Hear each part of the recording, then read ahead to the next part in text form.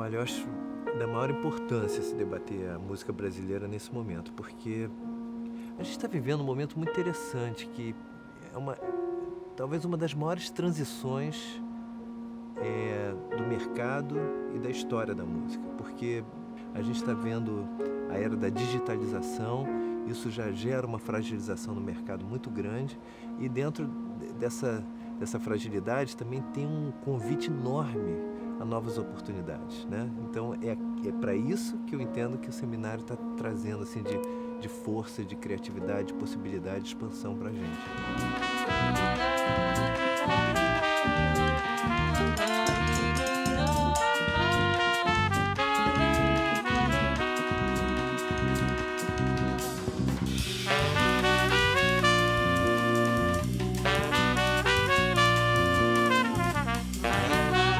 Gente, boa tarde a todos, é um prazer estar aqui com vocês. Antes de tudo, eu gostaria de agradecer ao Leandro, à Mônica, à turma da base e a todos pela iniciativa, porque é um trabalho super importante. Eu vejo esse encontro aqui como importante para que a gente possa unir mais as nossas iniciativas, para que a gente possa lá do Rio entender o que vocês estão fazendo aqui, vocês entenderem um pouco o que está acontecendo de lá, trocar experiências, trocar possibilidades, porque a gente está vivendo um mundo tão dinâmico, né, um mundo tão movido pela tecnologia, mas nós temos a música, né, nesse meio todo. E antes de começar essa palestra, eu gostaria rapidamente só ter uma noçãozinha assim rápida. Quem aqui atua com música? Por favor, levante a mão. Ok. Vocês se interessam por improvisação, trabalham com improvisação ou gostam? Por favor, levante a mão. Então a gente pode mergulhar hoje fundo nesse assunto. O seminário, que eu acho brilhante a ideia de fazer um seminário que também enfoque esse aspecto da improvisação, eu perguntaria para vocês, quando eu fiz a tese sobre improvisação, eu gostaria de ouvir de vocês quem acha o que é improvisação. Alguém pode me dar um conceito? Vou tirar um pouquinho da música. O que é a improvisação? Alguém poderia arriscar uma ideia? Compor instantaneamente. Alguém tem uma outra sugestão? Como é? Em tempo real. Ok. Então, a gente está falando em criação em tempo real. É um ótimo conceito, né? Porque se a gente fala de composição e improvisação, são polos de um mesmo processo, né? Só que a composição, ela permite você cria, mas você não gostou, você apaga, passa borracha, joga fora, joga no lixo. Na improvisação, não, ela acontece em tempo real, ou seja, também é uma criação do mesmo polo, só que lá do outro lado, que acontece na hora. E ela prevê imperfeições, prevê erros, entre aspas, que são acertados. A improvisação, ela existe naquele momento e um segundo depois ela deixa de existir, né? Assim, ela passa. Então, se a gente para ver assim, lá atrás, improvisadores houveram ao longo da história toda, não é verdade? Então, eu hoje ia até sugerir a gente fazer um passeio pela história, né? Assim, para a gente falar de improvisação, eu diria que quando vocês acham que nasceu a improvisação? Essa é uma boa pergunta. Nasceu junto com a música, ou seja, ela é tão antiga quanto a música, certo? Quer dizer, então ela é milenar.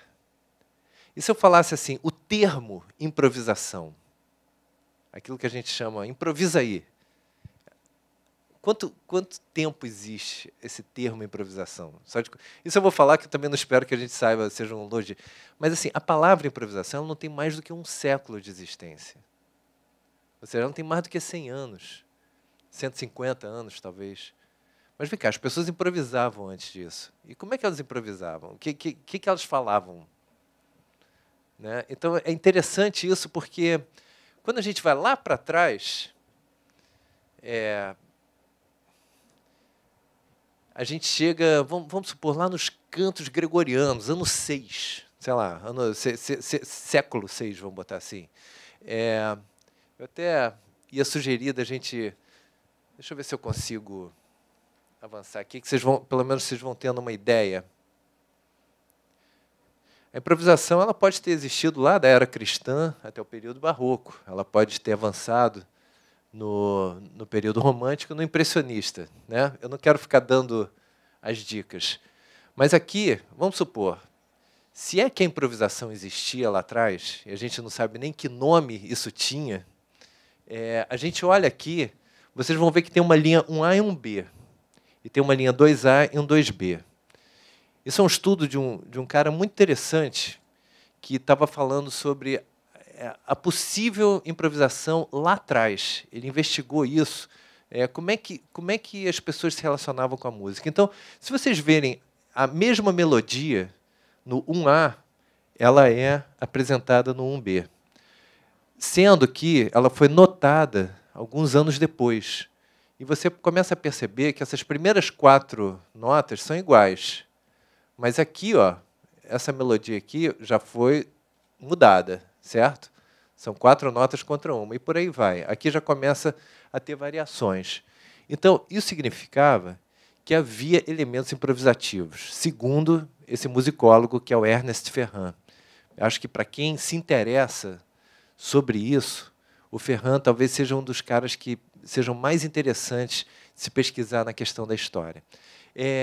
Eu não quero ficar preso nessas questões detalhadas, mas eu pergunto para vocês, improvisadores houveram em outros tempos da história, né? Então, vamos começar lá de trás. Vamos imaginar que a gente sobe lá para o Barroco. Alguém saberia me dizer algum nome lá de trás, de 1600, que seja um craque na improvisação? Bach, por exemplo. Tinha mais alguém?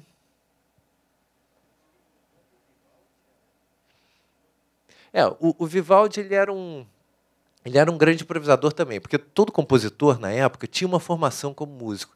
Não era tão separada essa coisa de eu estudo composição e o outro estuda um instrumento. Era uma formação integrada, né?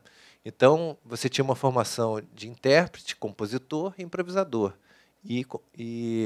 Então, você integrava as 3 áreas. Então, o Vivaldi, na verdade, foi uma espécie de professor do Bach, né?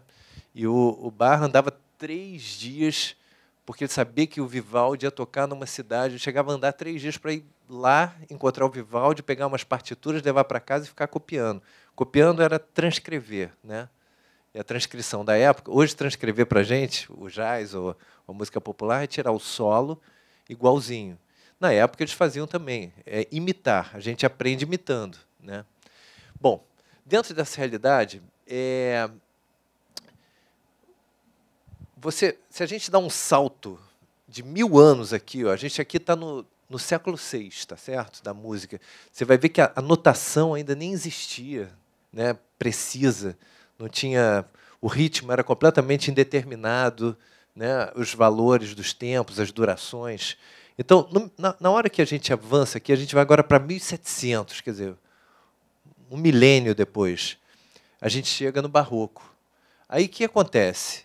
O próprio Corelli, que era desse time aí, vamos botar Bach, Vivaldi, dos barrocos, você vê na melodia A, em 1700, eles põem a melodia lá em cima.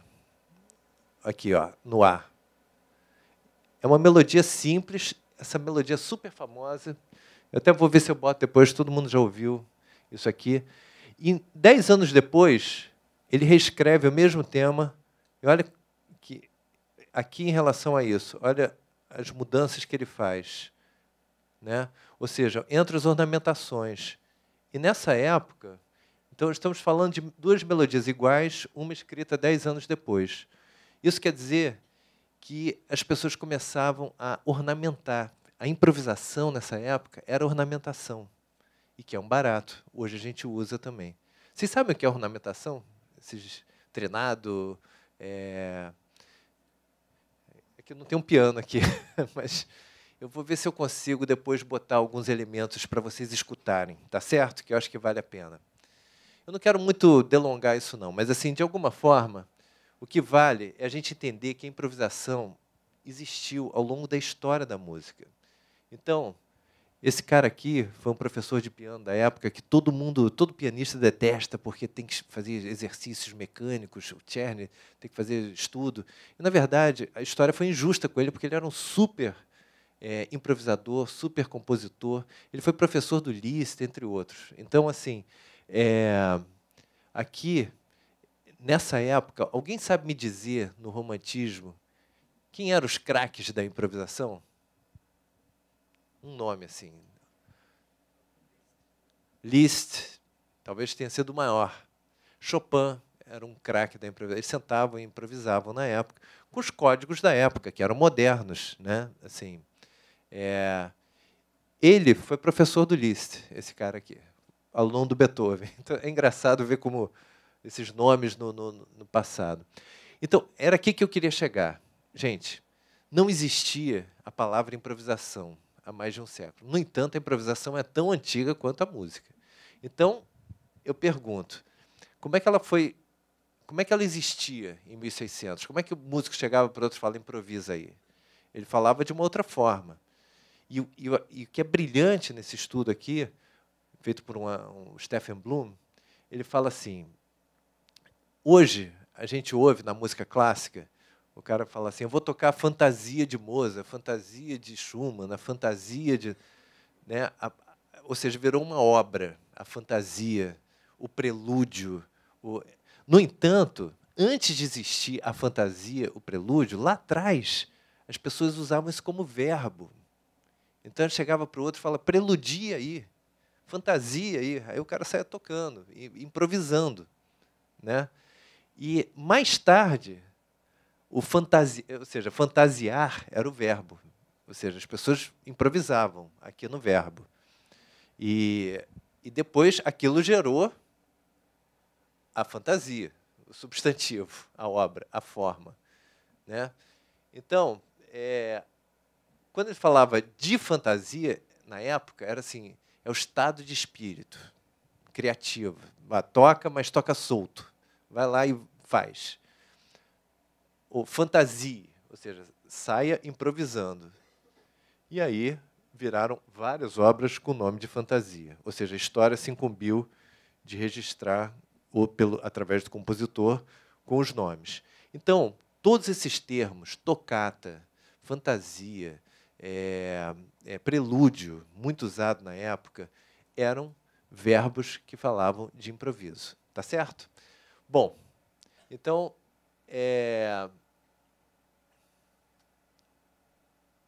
vamos chegar aqui no século XX. Está todo mundo ligado à música popular, música clássica, jazz. Vamos lá, popular. Todo mundo, mais ou menos, ok. Clássico, tem alguém mais voltado? 3, ok. Bacana, é bom para a gente entendendo. Vamos misturando, porque eu acho que cada vez tem menos fronteiras entre essas gavetas, entre clássico e popular. Eu acho que o século XXI está fazendo com que tenham cada vez mais zonas cinzas. Eu chamo de zona cinza porque ainda não tem um nome, a gente ainda não tem um distanciamento histórico para mostrar o hibridismo que está acontecendo. Então, dentro desse hibridismo que estão acontecendo... Opa, presença do grande Júlio Medalha, é uma honra ter você aqui. Júlio vai estar fazendo a próxima palestra, um grande maestro de São Paulo, e estamos falando aqui hoje sobre a improvisação, rapidamente. E a gente voltou lá atrás, mostrou os cantos gregorianos, fomos a Czerny, entendendo o processo da improvisação e a palavra, que não existia, né? A improvisação é de 1800, 1900, início de 1900. Como é que o músico falava para o outro para improvisar? Né? Que isso não tinha nem o termo. Então, eles usavam termos como preludiar, como fantasia, e esses verbos nasceram antes da forma, ou seja, da fantasia de Schumann, antes da fantasia de... fantasiar era um verbo anterior à forma. Né? Engraçado isso. Bom, voltando aqui. Então, a gente vê cada vez mais zonas cinzas, né, que você não tem como dar um nome, e que pega elementos assim, entre o clássico, o erudito e o popular. E essas misturas, como a gente não tem um distanciamento histórico, a gente não vai ter nomes ainda, gavetas para catalogar ou para classificar. Então, chegando aqui no século XX, né, a gente veio lá do canto gregoriano, chegando no século XX, a gente vê esses elementos acontecendo, né? Ou seja, a prática comum acaba. Porque, se você parar para pensar, lá atrás, a turma do Barroco compunha com a mesma prática comum. Se você fosse ver o Bach, o Vivaldi, cada um tem seu estilo, sua estética, mas eles usavam os mesmos parâmetros para compor. Nos românticos, os parâmetros também eram os mesmos, para Chopin, Liszt, lógico, cada um com as suas características. Chega no século XX, os parâmetros eram o romantismo. Quando chega aqui, a gente se divide. Tem o impressionismo, que é a coisa do Debussy, do Ravel, são as texturas suaves, dentro os tons pastéis. No expressionismo, ele vai exatamente ao contrário. Vocês já ouviram falar de expressionismo? O que é o começo do expressionismo? Só de curiosidade, só para ver se eu... Schoenberg, por exemplo, o atonalismo, né? O quadro do Munch com o grito, o mundo sofre, quer dizer, as pessoas começam a realizar isso como uma... Bom, nacionalismo também foi uma estética, né? De Falha, Copland, Villa-Lobos, enfim, que cada um foi trazendo. O modalismo, o atonalismo, o dodecafonismo, eletrônico, ou seja, essa prática comum, ela se dispersa em diversas áreas. A improvisação, ela se mantém viva através da música aleatória e da música popular, no jazz, na música popular brasileira, né? e outras formas. À medida, se você for ver esse tipo de situação, de notação no século XX, eles começam a explorar de volta, depois da notação ter atingido o ápice. Em Ravel, você tem as notações super, hiper criteriosas, né? Assim, praticamente fica impossível de improvisar numa obra onde ele coloca 5 P's a 5 F's, né? Assim, em cada nota, ligadura, texto. Então, tudo é notado com muita precisão. Quando você chega no século XX, eles procuram dar um pouco mais de espaço para o intérprete improvisar. Ou seja, isso aqui ele está falando de indeterminação quanto à duração, ou seja, os espaços, né? Assim, você vê outro tipo. Se você volta ao canto gregoriano do século VI, tem alguma coisa meio parecida com relação ao próprio sistema de notação, né? Assim, da indeterminação do tempo. Se você volta aqui para o século XX, as extensões das notas também são uma possibilidade de você trabalhar com indeterminações. Por exemplo, a sonância do Marlos, você está trabalhando com clusters em regiões, ou seja, indeterminação de regiões. Tudo isso obriga o intérprete ao elemento improvisatório também. Ou seja, a improvisação está mais presente através do aleatório. A improvisação da música popular brasileira, quando é que nasceu o que se pode chamar de música popular brasileira?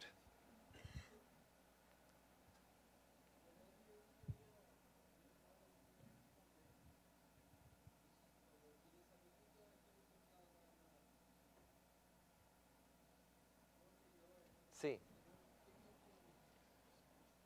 Isso aqui? Tá. Então, vamos lá. Olha só.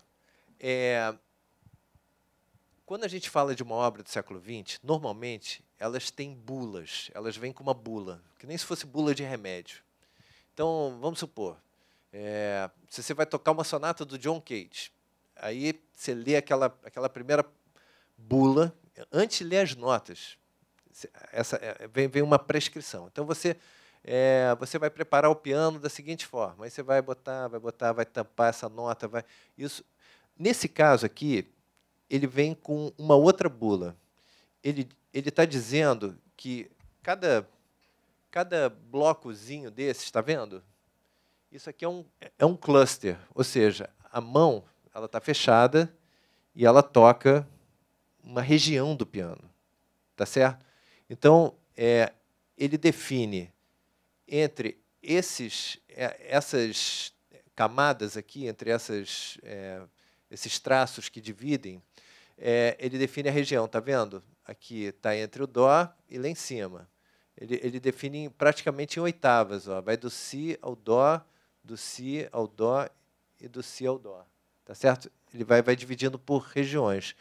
Então, quando ele nota dessa forma, ele está falando de um cluster que você pode escolher dentro dessa região aqui. Está claro isso? Dentro dessa região, você pode tocar esse cluster, e esse aqui. E a partir daqui vai. Então, você tem uma outra forma de tocar. Você vai tocar essa peça de mão fechada, usando as regiões que ele está colocando. E você pode indeterminar também um pouco o tempo, porque o tempo aqui está parecendo colcheia. Ok, mas aqui são 4 colcheias, tem acentos. Aqui ele está marcando que é forte, violento, sempre. Quer dizer, olha, ele bota assim, 2 centímetros igual a 1 segundo. Vira uma matemática, né? Assim, eu poderia dizer, tá bom, isso aqui equivale ao quê? A um allegro, a um presto, a um andante. Bom, na verdade, 2 centímetros igual a 1, depois ele transforma isso aqui na semínima igual a 60. Ou seja, a gente volta ao andamento metronômico 60 BPM, bits por minutos. Então, o desafio dessas músicas do século XX, vamos supor assim, essas bulas, é a forma de notação. Eles quebram o sistema do pentagrama tradicional, que tinha chegado a um ápice de aprimoramento, né, assim, com os impressionistas e tudo mais. Você vê que ele nota pedal aqui também, está vendo? Ou seja, ele usa pedal por blocos aqui. Então, isso aqui vira uma massa, uma textura sonora gigante, porque você está pedindo forte, FFF, e está tocando vários clusters, blocos. Então, isso aqui soa muito forte. Deu para entender? Ok? Bacana? Eu pergunto assim, o jazz se valeu desse tipo de iniciativa, ou a música popular brasileira? Alguém tem alguma memória disso, alguma lembrança desse tipo de notação? É curioso, né? Eu tenho... A gente vai voltar a esse assunto já já, quando chegar no século XXI. Quando a gente fala da improvisação na música popular, o século XX ele marca, né, a improvisação muito através do jazz, da música popular brasileira. Nós tivemos grandes mestres, grandes gênios, que o Júlio vai até falar melhor, com mais propriedade, que passaram pela nossa história, deixaram um legado incrível e levaram a uma construção de uma identidade brasileira com uma característica muito forte.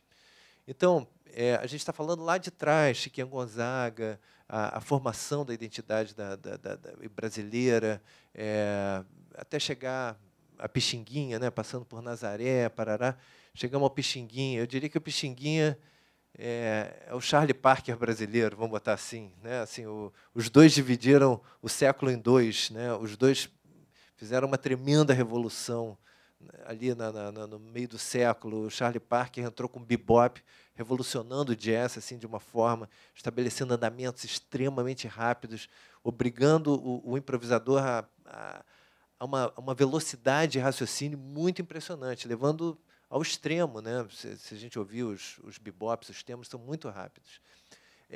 Por outro lado, a gente vem o Pixinguinha, ali também pela mesma época, ali perto de 50, revolucionando a forma do choro, né? Assim, o A, B, A, C, né? A inclusão do C, isso tudo começa por ali naquele período, até onde eu saiba. Não sou exatamente um expert. Mas, dentro dessa realidade, o século XX também foi trazendo assim, a globalização, o hibridismo, a era digital, tudo isso são pontos para a gente conversar um pouquinho. Como é que a música brasileira e o impacto da era digital está agindo aqui. Isso é uma coisa também que eu gostaria de trazer hoje como uma reflexão para a gente pensar juntos.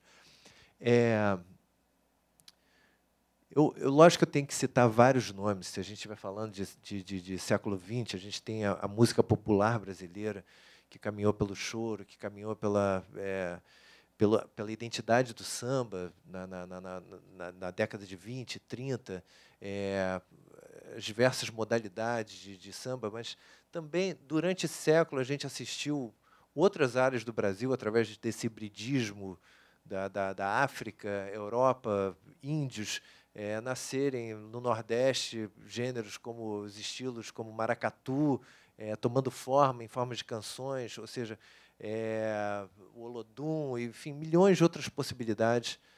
Aqui pelo Sul também nasceram, né? Assim, o que a gente tem de forte aqui? O fandango, enfim, tem várias manifestações incríveis também. Então, dentro dessa realidade que foi se formando essa identidade da música popular brasileira, que também entrou na música instrumental brasileira. Muitos de vocês são ligados à música instrumental? Quem levanta, por favor? Ok, então tá. Então a gente vê aí, né, assim, essa genialidade, por exemplo, não dá para... É inegável você tirar nomes da área da música instrumental brasileira, como Hermeto Pascoal, que criou uma espécie de uma escola hoje em dia, né? Assim, de um Egberto Gismonti, que também criou uma outra linha. Enfim, a gente vê já uma nova geração, André Memari, vindo, trazendo contribuições incríveis também no campo sinfônico, estreitando, ampliando o repertório sinfônico, aproximando a música popular com um nível muito interessante assim de linguagem. Então, agora, a gente também não pode perder de linha, né, assim, todos os nossos grandes gênios também entre a música clássica e a música popular, que foram o Nhatali, enfim, Villa-Lobos, e a segunda geração dos nacionalistas, o Guerra Peixe, o Santoro, e tantos outros que vieram dali para frente, né, assim, ajudando a construir, durante o século XX, uma identidade brasileira. Por que foi difícil construir uma música brasileira, uma identidade brasileira? Vocês já pararam para pensar isso? Assim, o que foi o início do século XX ali?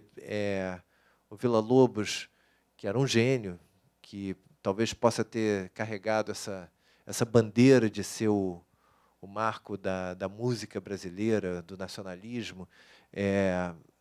Mas a verdade é que, antes, vários compositores tentaram também e fizeram, prepararam o terreno, né? A gente teve Nepomuceno, teve Levi.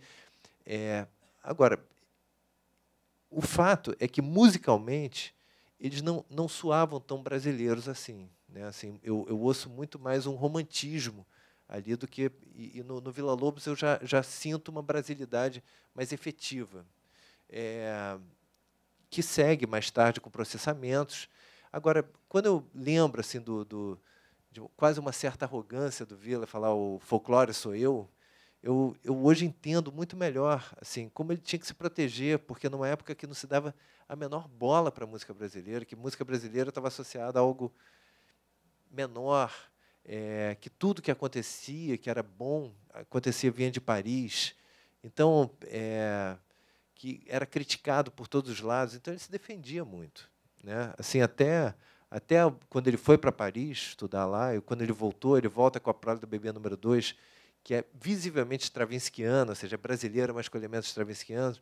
As pessoas perguntam: e aí, Vila, você estudou com Stravinsky, alguma coisa? Ele voltou assim, falou: não conheço esse senhor, não conheço o senhor, não sei quem é ele.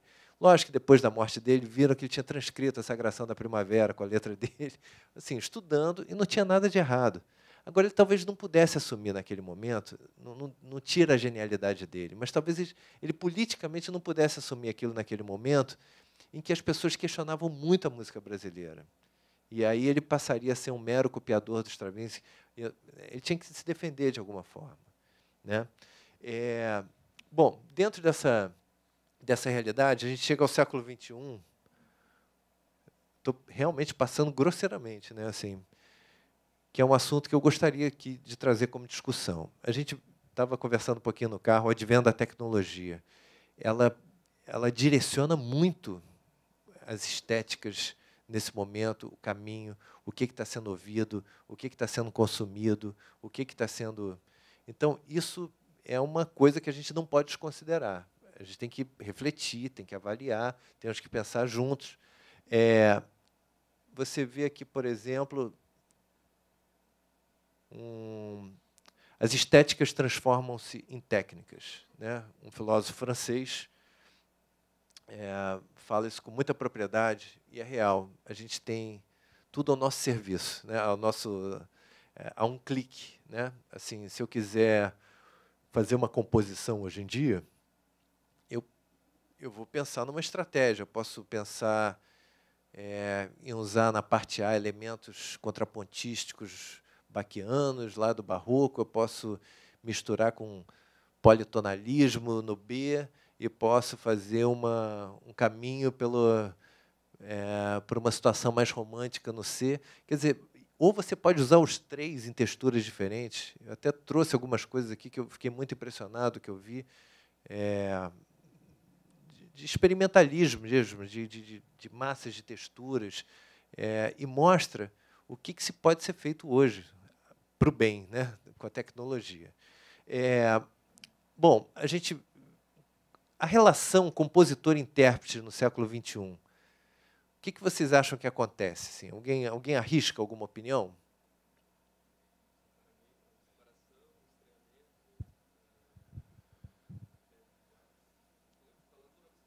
Você sente isso, né? Legal. É importante a gente examinar, eu não discordo, não, porque eu acho que são vários fenômenos acontecendo simultaneamente. Então, ele está falando de uma separação.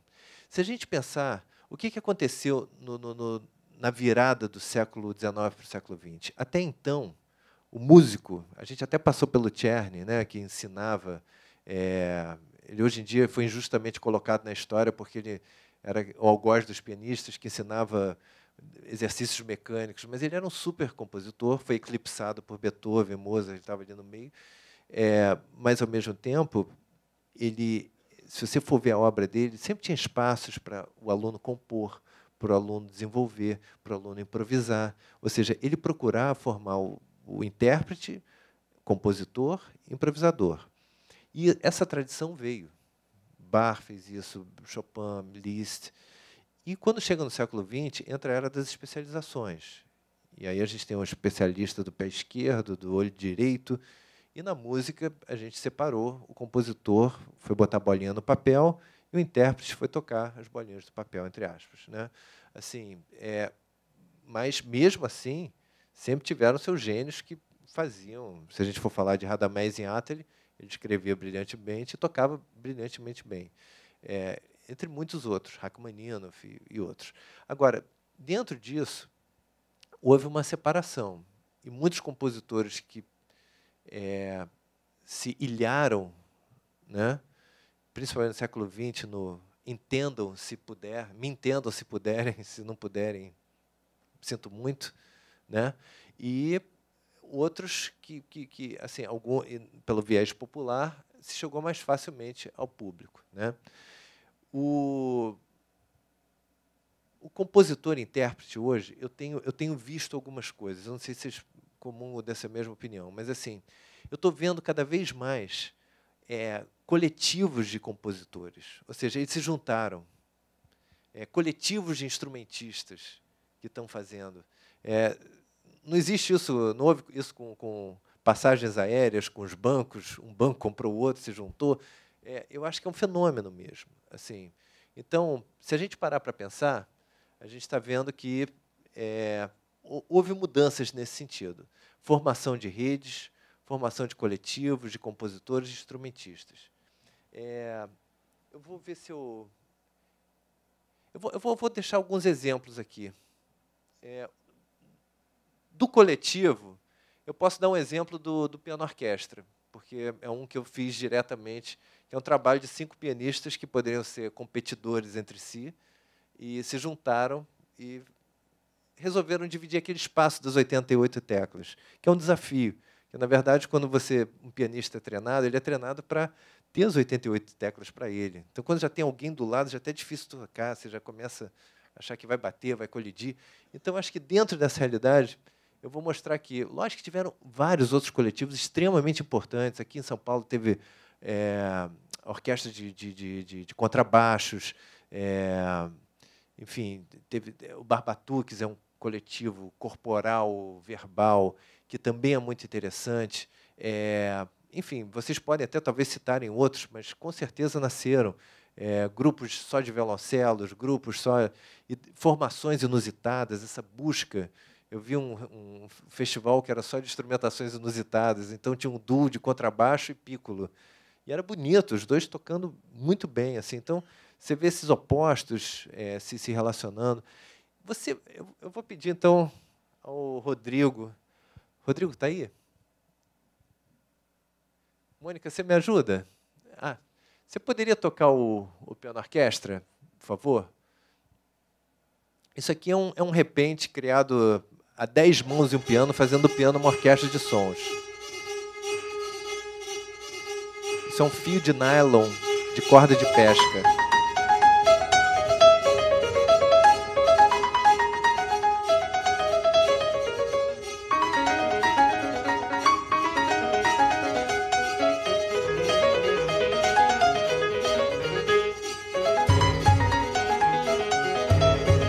A parte de baixo do piano.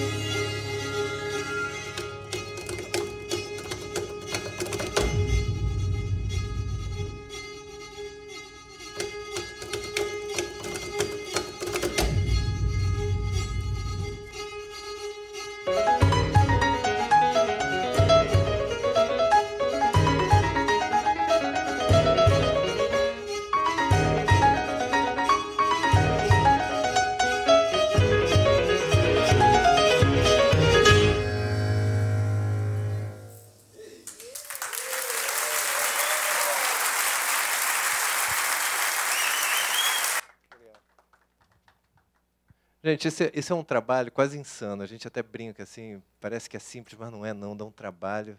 A gente até fala, é mais fácil escrever para uma orquestra sinfônica do que para 5 mãos no piano, que você está sempre tendo que restringir as regiões e tudo mais. E você tem que eliminar a vertigem de ter uma pessoa tocando do seu lado, né? Assim, porque é estranho para o pianista no começo. E tem milhões de coisas engraçadas, porque um tem que se levantar, vai aqui para debaixo, o outro sobe, aí dá cabeçada no piano. Aí, uma vez eu sentei, uma das meninas sentou em cima da minha camisa, aí eu tinha que sair, não conseguia sair, e ela estava tocando, eu tinha que... Vem cá, levanta aí. Então, tem situações muito engraçadas de performance, assim, que a gente já teve situações de um ter um ataque de riso, e está tocando, e assim, eu vi as lágrimas saindo. Aí o outro começa a rir também, o outro... Aí no final está todo mundo, você vê os ombros, assim, a performance está acontecendo, e você tem que segurar a onda e seguir, né? Então tem coisas muito bacanas que advêm dessas experiências, né? Assim, de caramba, tocar dentro do piano é dificílimo. Uma delas, eu chamo assim, é uma gênia porque ela toca nas cordas como se fosse uma xilofonista. No entanto, tocar nas cordas é um desafio, é humilhante. A gente botou leve, assim, não está exatamente. Mas eu acho que tem, algumas coisas já estão quase bem expostas. Assim. Eu acho que ele está na hora de correr, né? Assim, de fazer essas experiências. Deixar de ser egoísta. Mas é um desafio. A gente tem semi-notado. Oi.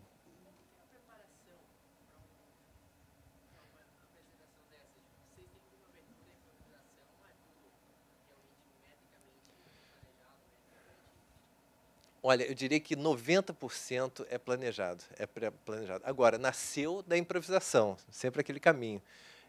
A gente se encontrou muitas vezes, há 10 anos atrás, e cada encontro era muito rico, porque a gente encontrava tantas possibilidades sonoras dentro do piano, texturas sonoras, não sei o quê, e muito mais do que aquilo que a gente conseguia aplicar mesmo nas composições ou nos arranjos. Então, assim, ia fazendo banco de possibilidades tímbricas e ia fazendo. Agora, a gente também foi achando soluções de performance, porque, imagina, a primeira vez que a gente se encontrou, ótimo, eu tinha feito uma trilha para cinema usando só piano, já achei maravilhoso, falei, poxa, quem sabe se isso dá para fazer em tempo real, mas era difícil, porque às vezes um precisava do staccato e outro precisava do piano legato. Quem conhece piano, na hora que você aperta o pedal, fica tudo aberto, e o outro precisava tocar staccato. Então a gente falou, como é que a gente vai resolver o pedal setorizado? Aí eu liguei lá para Fritz Dobert, na época, ele falou, não, 150 mil a gente resolve isso. Eu falei, você não tem 150 mil para fazer pedal setorizado. Enfim, era um número, não sei se é 150, mas era um número caro. E aí, dentro dessa realidade, com uma das meninas, falou assim, mas se a gente usasse linha de pesca aqui, a gente bota aqui nos abafadores, aí com uma linha você sobe logo aquele setor todo. Eu falei, lógico. Né? Assim, então, problemas complexos têm soluções embaraçosamente simples. Né? Assim, e aí foi fazendo as linhas de pesca, fazendo pedal setorizado, e por aí a gente foi construindo.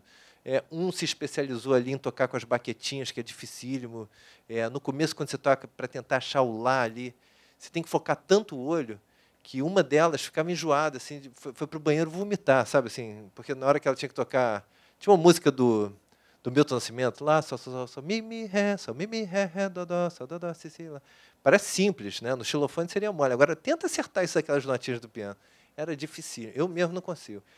E aí ela fazia isso com um grau de acerto tremendo, mas ela saía de lá e ia vomitar nas primeiras vezes. Eu falei, caramba, olha o esforço que é necessário, né?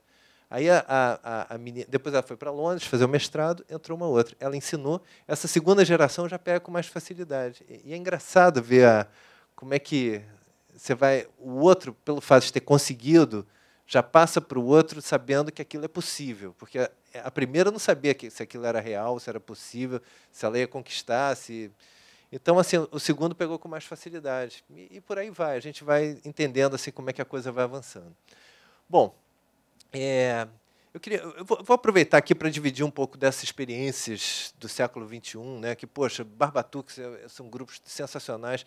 Eu estava com isso à mão aqui, eu queria dividir, mas tem uma orquestra de contrabaixo que também é espetacular, que viram contrabaixo, fizeram um modelo em São Paulo, que também conseguem fazer música muito bacana disso.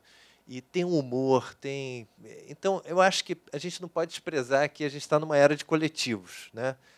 Crie o de vocês, pensem sobre isso, abram as possibilidades. A gente não precisa ser fechado em trio, duos, quartetos, né? Assim, deixa novas formações nascerem, elas são bem-vindas, né? Eu queria mostrar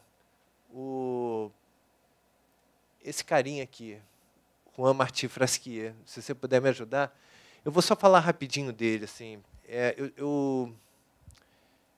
Eu fui chamado para um festival lá no Jazz Ahead, ser curador, e eu assisti esse trabalho. eu fiquei muito bem impressionado. Primeiro pela inteligência, porque ele subiu sozinho no palco. Ele é um saxofonista barítono, aquele que vai no chão. Eu não tenho o show dele aqui, que é muito mais legal do que isso que eu vou mostrar para vocês. Me chamou a atenção pela inteligência, como é que ele fez isso. A gente trouxe ele agora em janeiro para o RC4, que é um festival que a gente fez no Rio de Janeiro, e esse festival tinha o objetivo de provocar. Então, cada um traz alguma coisa que a gente ainda desconhece. Não que a gente ame, que vai ser lindo, bonito ou feio, mas que traz alguma coisa. E eu chamei ele com o objetivo que eu sabia que ele tinha entrado na linguagem do cinema. E ele trouxe, ele teve com cineastas e trouxe uma linguagem cinemática, né, sei lá, junto com ele enquanto ele performa. Então, o show é melhor do que ele, porque na verdade o show começa, ele não está no palco, mas ele está enorme na tela ali. Está tocando, aí de repente ele aparece, aí de repente ele está fazendo um duo com ele mesmo. E aí ele tem uma situação super virtuosística, os dois tocando igualzinho, uníssono, né? Mas ali é muito chamativo, porque e ele sabe disso, o cara orientou ele. Meu olho, a primeira vez que eu vi, eu estava olhando a tela, que era muito maior do que ele, pequenininho ali, fazendo a mesma coisa. E, de repente, ele sai. E você não nota que ele sai. Daqui a pouco, ele aparece do seu lado, tocando ali. Isso é muito bacana. Então, ele joga com a tela de uma forma que aquele sou eu, mas eu estou ali também. Eu estou aqui. Começar a brincar com isso. Nós somos músicos, né? A gente tem uma formação musical. A gente não tem a formação de cinema, a gente não tem a formação de entender do visual. Então, o que a gente faz? A gente sabe que a gente está numa era visual, então a gente junta com elementos visuais e bota no show e já está legal. Ele já fez diferente, ele não pegou só cenas bonitas, ele construiu um roteiro, construiu uma logística que, infelizmente, até inteligentemente, ele falou, o show eu não disponibilizo. Porque eu falei, cara, eu vi o show dele lá na Alemanha, que eu fiquei muito bem impressionado. Aí eu fui no YouTube, falei, não achei tão legal. Aí eu falei, mas por que... Aí ele falou, não, o meu show eu não boto no YouTube. Também é uma estratégia, pensar assim, pô, se ele construiu uma coisa tão rica, tão única, se ele botasse no YouTube, ele também perderia isso. Então, no YouTube, ele botou outras coisas. E aqui a gente tem. O que vocês vão ver aqui é uma composição de um holandês. E vocês lembram que o Hermeto Pascoal fez, na década de 80, ele pegou uma locução de um jogo de futebol, vai mais, garotinho, e é gol! Aí ele repete isso várias vezes, vai mais, garotinho, e é gol! E nisso ele vai repetindo e vai começando a harmonizar a fala do... Vocês já ouviram isso já alguma vez? Enfim, isso é genial, o que o Hermeto fez, pegar a fala da locução do... Aí eu parei, eu vi, cara, são notas, é gol! Ele vai descendo lá com acorde, suspensão de quartas e não sei o quê. E vai ficando bonito aquele negócio. Fica uma melodia muito bonita. Então, esse carinha aqui está tocando uma peça de um holandês que pegou as vozes dos Bronx, lá é tudo rapper, sei lá o quê, e ele começou a construir texturas ali no meio, com falas. E aí o cinema começou a botar... palavras com coisas. Vocês vão começar a perceber, acho que é melhor não explicar tanto. Vamos soltar aqui. Você pode tocar para a gente, Rodrigo, por favor?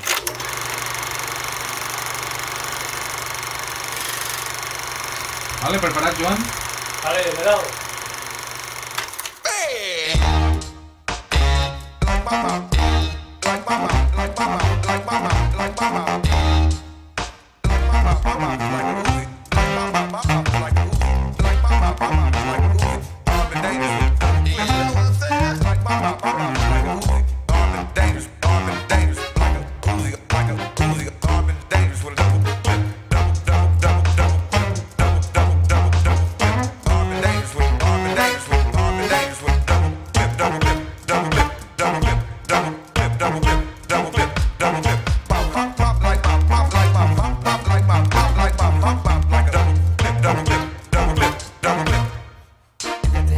Look at that charm, artistry, man. It's a real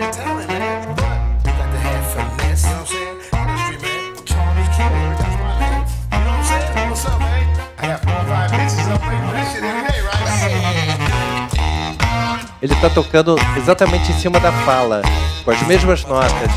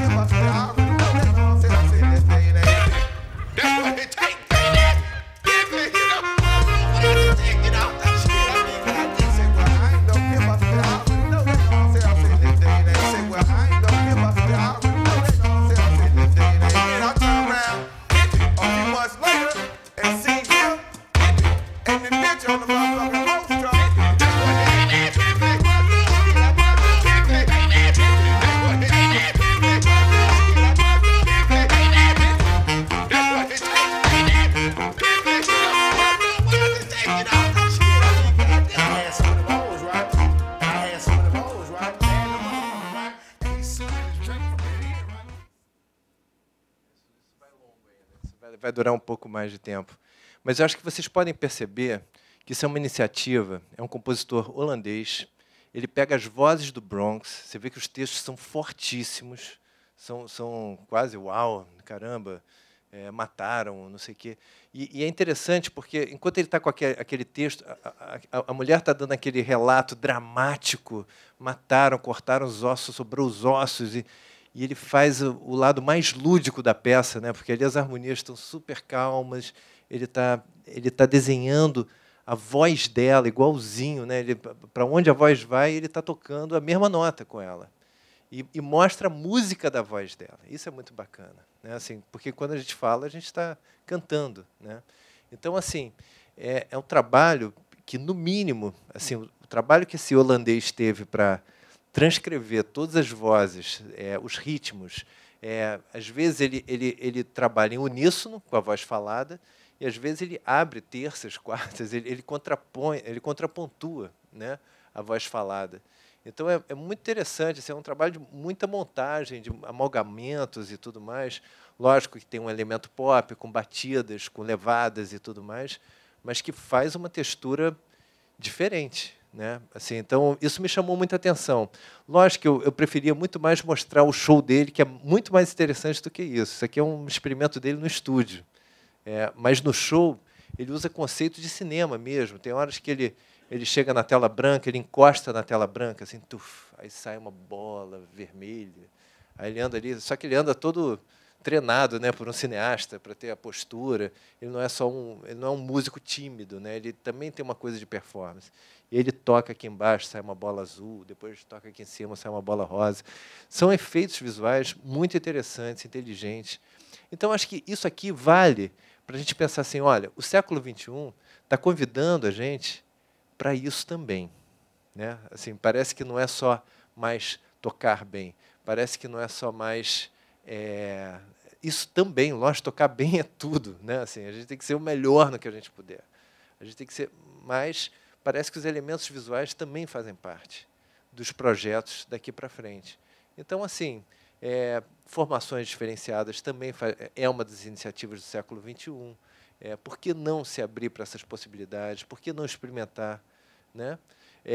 Isso tudo vale como uma reflexão, cada um dentro das suas vontades, dos seus gostos pessoais, das suas estéticas, das suas possibilidades. Às vezes, a falta de possibilidade direciona uma estética incrível. Porque o que você pode dizer que é uma estética? Uma estética, o Maier levou a vida inteira para fazer uma teoria da estética, né? E mesmo assim não foi aceito na comunidade da teoria, né? Mas ele criou uma teoria extremamente complexa, falando, não, estética é uma coisa que você tem que repetir, tem que desconsiderar alguns parâmetros, tem que repetir outros para poder ser definido como estética. À medida que ele cria subparâmetros de linguagens, idiomas, o negócio vai ficando complexo de tal ordem, e mesmo assim ele foi questionado, ele só conseguiu aprovar essa teoria científica da estética no final do ano, no final da vida. Então, quando a gente fala de estética, a gente fala de repetir, a gente fala de achar caminhos diferentes, se diferencia por um caminho. Então, sei lá, o caso do piano-orquestra, eu estava dando aula na UFRJ e tinha muito pianista para pouco piano. Então, isso o que acaba virando, né? Quando concentra 4, 5 alunos numa sala de aula e você tem que seguir a matéria, você acaba usando a sua criatividade para envolver as pessoas e fazer. Então, provavelmente nasceu ali no Brasil por causa do contingente da escassez. Então, o Brasil já é um país que convida a gente a ser criativo, porque pelas dificuldades estruturais, a gente tem que sempre pensar um pouco fora do tradicional para achar soluções. Então, isso já leva a gente a pensar um pouco diferente, né?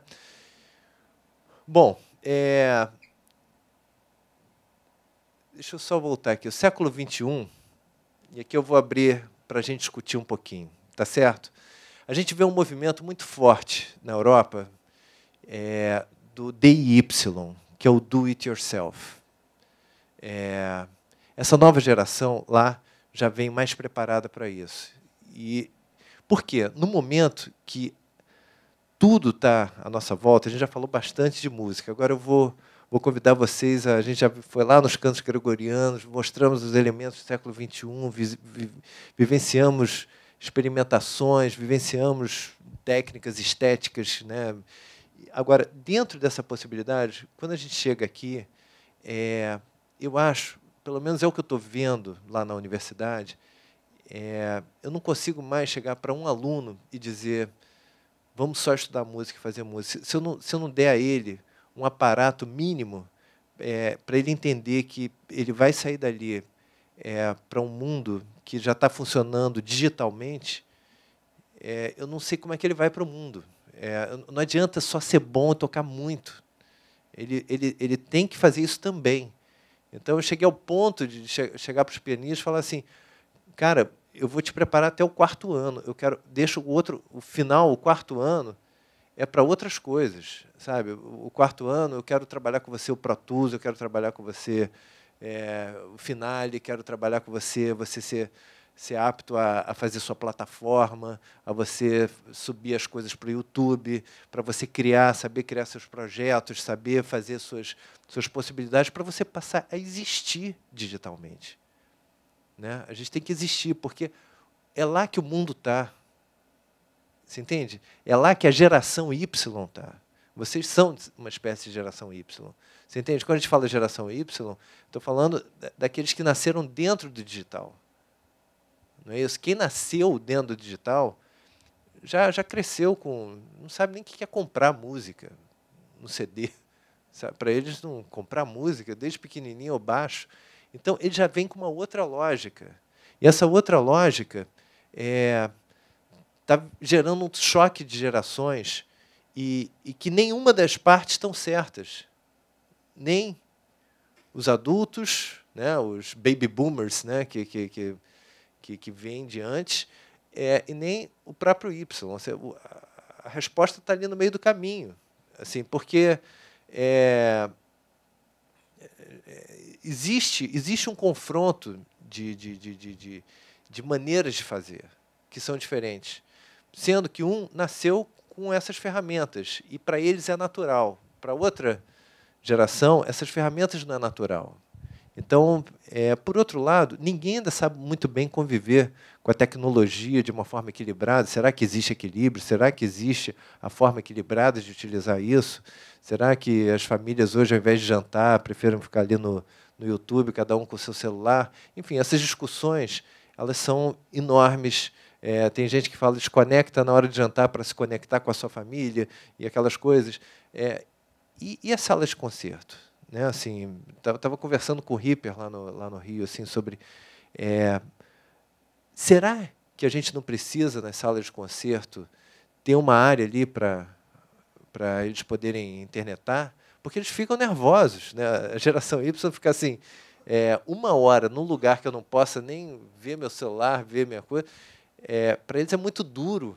Eles entendem isso como um ambiente muito isolado, eu não posso fazer isso, caramba. Mas, ao mesmo tempo, para o artista, ele não pode dividir a atenção, né, dele com... Então, isso é delicado. Então, assim, uma das coisas que está se pensando é ter no teatro um espaço ali para as pessoas irem lá, conectarem, voltar para assistir. Né? Eu vejo muito uma nova geração chegando para a música clássica por um viés... eles vão chegar ao ultimate experience de assistir um concerto no Teatro Municipal pelo caminho do... fui por aqui, vi uma experiência ali, fui ali pela conexão, não sei o quê, e aí ele chega e vivencia essa experiência. É um dos caminhos. Não vai ter uma verdade para isso. Né? Bom, o do-it-yourself é um pouco isso. Eu acho que as universidades precisam estimular os alunos nesse caminho, assim, oferecer as ferramentas digitais, ajudar os alunos a absorverem essas novos softwares, essas novas plataformas. A gente está vendo a queda das... Já está na hora, né? Desculpa. 10 minutos. Obrigado. Então, enfim, vamos deixar esse assunto então para outro momento. Alguém gostaria de fazer alguma pergunta? Queria dividir alguma questão? Vamos lá. Você comentou há pouco essa questão da... Vamos lá então. Você comentou então essa questão há pouco da informação digital e toda essa questão da molecada de hoje. Eu trabalho em escola e a molecada está sempre a gente tem aquela síndrome do pescoço arriado, né? O moleque não está olhando para você, é porque ele está zapeando ali, né? Entre aspas. Né? E aí Isso é um ele fica desafio, ali. né, hoje em dia, para o professor, para o artista, É. para o programador de um teatro. E agora me lembrei de uma coisa que aconteceu aí, e mais ou menos que meio que todo ano acontece. No YouTube eles fazem uma orquestra virtual, você já viu isso? Ele joga uma partitura ali, a galera toca aquilo, se filma e depois eles meio que reúnem aquele negócio, ele joga ali. O que você pensa disso? Eu acho genial, gente. Eu acho que a tecnologia, se ela for usada a favor, a gente vai crescer muito e a gente vai ganhar muito, né? Assim, lógico que no começo tem muitos erros e muitos acertos, né? Assim, talvez mais erros do que acertos na maneira de lidar. Mas aos poucos a gente vai amadurecendo com essas ferramentas, vai sabendo tirar proveito, vai sabendo achar caminhos. Eu ouvi uma experiência de uma YouTube Symphony Orchestra, que eu achei muito legal, e essa experiência de começar a caminhar por aí. Porque eu vejo assim, isso gera integração, gera conexão, gera encontros, né, de interculturais. Então, eu vejo isso como um lado muito positivo. Vejo essa síndrome da cabecinha para baixo, muito séria. Assim, vocês viram uma coisa que rodou aí no Facebook há um tempo atrás? Estava a classe inteira lá no Louvre, e o Rembrandt aqui. Não, era a Mona Lisa, gente. Uma coisa louca. A Mona Lisa aqui, e os meninos todos sentados de costas para a Mona Lisa, olhando para a tela dos celulares deles. Aí você fala assim, cara, o que é o poder da tela, né? A tela do Rembrandt, aliás, do Van Gogh que está aqui, da Mona Lisa está aqui, do Michelangelo, e eles estão na tela do Facebook. Você entende? Assim, oi? Da Vinci, desculpa, Michelangelo. Desculpa a falta de cultura hoje. Mas é muito forte, né, uma cena dessas. Assim. Você vê a tela, que é um mito. Você vê as crianças sentadas de costas para a tela, olhando para os seus celulares. Fala, caramba, aquilo tem menos valor? Será que é isso? Ou então, se a gente botasse o Da Vinci, né? O Da Vinci ali no Facebook, eles estariam olhando com mais interesse do que a tela que está ali atrás deles, real. Será que vai ter esse fetiche? Como é que é isso? Enfim, alguém quer dividir mais alguma coisa? Vamos lá. Na realidade, eu queria só que você comentasse isso, porque, por exemplo, ele disse que isso da orquestra, né? A pessoa se grava ali na própria casa, é ótimo, né? A realidade é que é muito bom, mas isso está impedindo um pouco a vivência real, eu acho, da prática artística que for. Eu queria saber, será mesmo que é importante a gente dar toda essa importância, tipo, a ponto de ter que ter uma salinha no teatro para você entrar com o celular? É claro, todo mundo aqui mexe no celular, né? Ninguém é o maior exemplo de, eu não mexo no meu celular enquanto eu estou vendo alguma coisa. Óbvio. Mas será que precisa a esse ponto de criar uma salinha no teatro para poder ir mexendo no celular enquanto está acontecendo alguma intervenção artística num palco ou seja lá o que for? Isso é uma ótima pergunta. Você entende? O nosso desafio agora nós não temos as respostas de nada disso. Nesse momento, a gente só está entendendo que existe um choque de gerações. E dois, um vai chegar assim, eu não quero ir lá, porque eles falam, essa geraçãozinha, sei lá, 10 a 15, muito chato, fica ali, fica aquela música, não sei o quê, tarará. E por mais que você tente apaixonar, às vezes você encontra dificuldade. Porque ele chega lá, quer ligar o celular no teatro municipal, aí não dá, porque tem a iluminação da tela, que incomoda o outro, com razão. Então, assim, os códigos de um teatro municipal, que é um ambiente onde você vai ali para comungar quase com Deus, naquele templo da música, ali é um momento que você com a música. Mas eles não conseguem fazer essa conexão ainda, né? Então, como que a gente pensa isso? De que forma a gente atrai eles? De que forma faz com que eles venham? Você entende? Assim, usando elementos tecnológicos no palco, porque até isso está sendo feito. Há áreas com tecnologia, áreas de ópera, áreas de... a gente vê performance cada vez mudando mais, né? Assim, a atitude, até no campo clássico, né? Eu vi agora a Alice Saraotti, que é uma pianista linda, entrando de longo com um maestro famoso da Deutsche Grammophon também. Eles vão lá fazer um concerto lá no Concertgebouw, na Holanda. Aí, quando você vê assim, ela está descalça no piano. Eu falei, interessante, é uma outra atitude. Ela está tocando brilhantemente, fazendo. Então, as pessoas estão buscando outras formas dentro daquela maneira tradicional de fazer. Assim, a gente vê esses coletivos, vê isso tudo, vê a era digital entrando no meio disso tudo. E eu acho que talvez seja o período mais rico da nossa história, de mudanças, em termos de mudanças. Rico nesse sentido. A gente está passando por um momento, talvez, maior de transformações em toda a história da música, sei lá, do advento do tonalismo. Algumas pessoas já chegaram a medir, a fazer esse tipo de medição. Então, se a gente está numa fase de mudança, a gente vai encontrar muita coisa ruim. A gente vai encontrar muita coisa que isso não presta, isso está uma mediocridade, isso está um caos.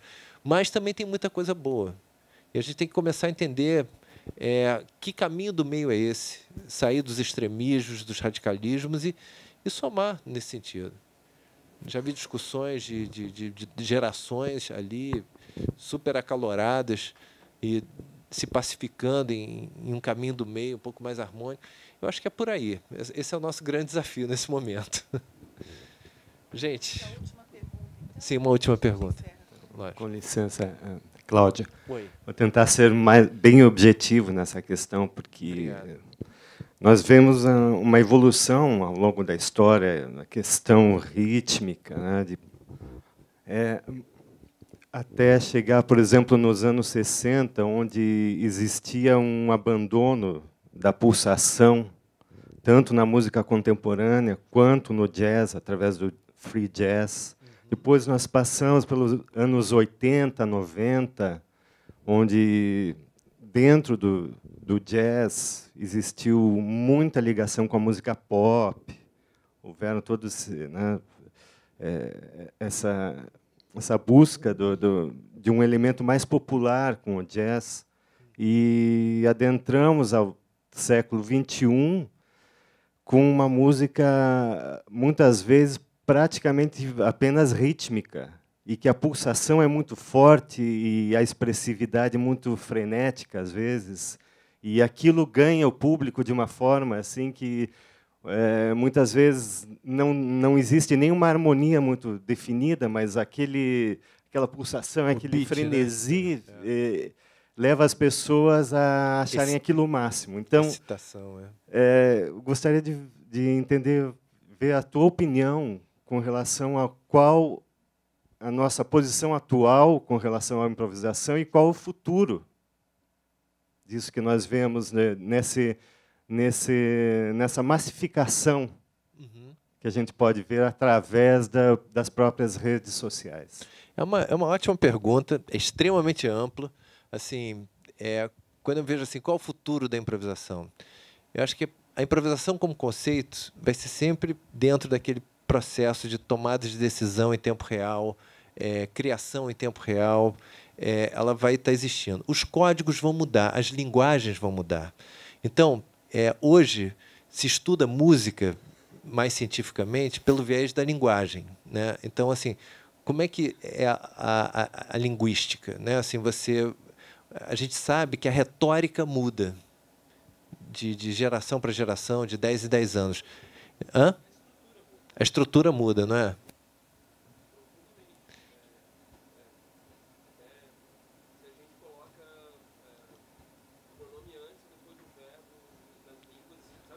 Exatamente. É por aí. Lembrem o avô de vocês, como eles falavam. Você tem registro como é que o avô de vocês fala? e como a gente fala, assim, a retórica muda, a maneira de pronunciar muda. Então, a música não é diferente. Ela vai de geração em geração, ela vai mudando o código, as inflexões, as interpretações, e na improvisação junto, porque a improvisação vai junto com a música. A gente viu isso aqui ao longo desse período. Então, assim, certamente vão nascer códigos e códigos cada vez mais, talvez multilinguagens, multitransdisciplinares, como é que você pode dizer? Diagonal, enfim, né? Transversalizados nesse sentido. Agora, dentro dessa realidade, o beat hoje está afetando, está desensibilizando, né? Tá tirando a possibilidade de uma atenção mais ao sutil, né? O sutil perde, né, com essa massificação do beat, da batida. Então, assim, quando você entra com elementos lúdicos hoje, tende a estar fora de moda, né? E isso é uma fase. Eu acho que não vai...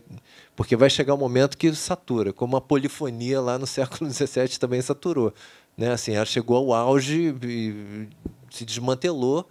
Entrou o romantismo, entrou, né, o classicismo, o romantismo, e por aí vai. Então, dentro dessa realidade, eu acho que o beat vai ter o momento dele de, sabe, assim, tá bom, chega. Né? Assim, isso talvez seja a próxima geração. Né? Elas precisam se renovar, e elas vêm uma contra as outras. Então, não somos nós que vamos ditar isso é uma certeza, mas a próxima geração vai trazer com ela algum código antídoto para o excesso da anterior, né? Eu acho que é por aí, tá? Vamos... Hã? A saturação, né? Eu acho que é isso, assim. Acho que tem vê a família Bar, né? A dinastia, como é que foi, né? O velho Bar, depois o filho, e como é que foi o procedimento ali na queda da polifonia? Até onde eles chegavam a fazer polifonias de 40 vozes, 50 vozes, era uma loucura, né? Assim, e aí a visão vertical chegou. Gente, eu queria agradecer demais a presença de vocês, queria agradecer a oportunidade de estar aqui com vocês, parabenizar mais uma vez a todos pelo seminário, que eu acho super importante.